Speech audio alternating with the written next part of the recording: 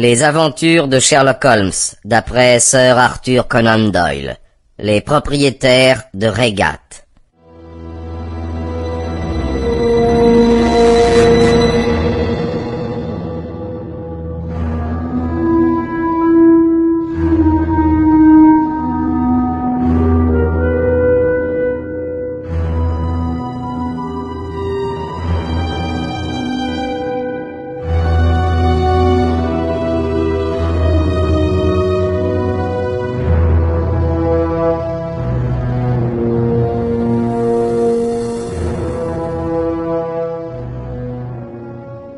Au printemps de 1887, la santé de mon ami Monsieur Sherlock Holmes s'était trouvée ébranlée par un surmenage excessif. L'affaire de la compagnie de Hollande et Sumatra et les projets fantastiques du baron Maupertuis sont encore trop présents à la mémoire du public et trop intimement liés à de délicats problèmes politiques et de finances pour trouver place dans cette galerie de croquis.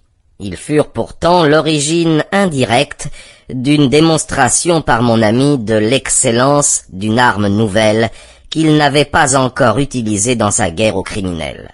Si je me réfère à mes notes, je constate que le 14 avril, je reçus un télégramme de Lyon m'avisant que Holmes, malade, était alité à l'hôtel du Long. Dans les 24 heures, j'étais à son chevet.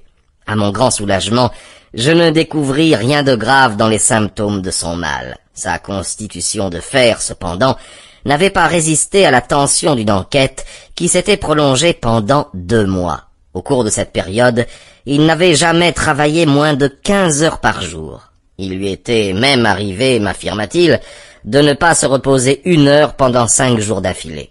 Le succès éclatant qui couronna ses efforts ne le mit pas à l'abri d'une réaction, et tandis que l'Europe retentissait du bruit fait autour de son nom, que sa chambre était jonchée de télégrammes de félicitations dans lesquels on s'enfonçait jusqu'à la cheville, je le trouvais en proie à la plus noire des dépressions. Il savait qu'il avait réussi là où les polices de 3 pays avaient échoué, et qu'il avait déjoué toutes les manœuvres du plus habile filou d'Europe. Cela ne suffisait pas à le tirer de sa prostration nerveuse. 3 jours plus tard, nous étions de retour à Baker Street, mais il était évident que mon ami tirerait le plus grand profit d'un changement d'air, et j'avoue que la perspective de passer une semaine à la campagne n'était pas personnellement pour me déplaire. Mon vieux camarade, le colonel Hayter, que j'avais soigné en Afghanistan, s'était rendu acquéreur d'une maison près de Regat, dans le Surrey, et il m'avait souvent invité à passer quelques jours chez lui.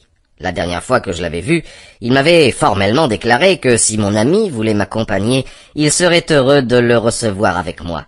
Il me fallut user d'un peu de diplomatie, mais quand Holmes apprit que notre hôte était célibataire et qu'il jouirait de la plus entière liberté, il se laissa persuader. 1 semaine après notre retour de Lyon, nous nous trouvions donc sous le toit du colonel. Hayter était un bon vieux soldat qui avait beaucoup voyagé, et comme je l'avais prévu, il se découvrit avec Holmes de nombreux traits communs.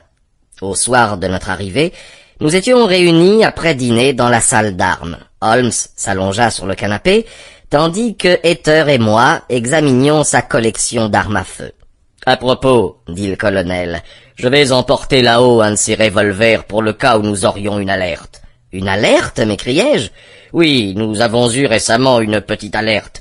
Le vieil Acton, qui est l'un de nos gros bonnets du comté, a été cambriolé lundi dernier. Il n'y a pas eu beaucoup de dégâts, mais les voleurs n'ont pas encore été arrêtés. »« Pas de piste ?» interrogea Holmes en lançant un coup d'œil au colonel. « Pas jusqu'ici, mais c'est une affaire insignifiante, un petit fait divers de campagne, tout à fait indigne, monsieur Holmes, de retenir votre attention après cette grosse affaire internationale. » Holmes écarta de la main le compliment, mais son sourire montra qu'il y avait été sensible.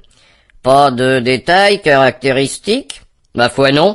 Les voleurs ont mis à sac la bibliothèque et ils n'ont guère été récompensés de leur travail.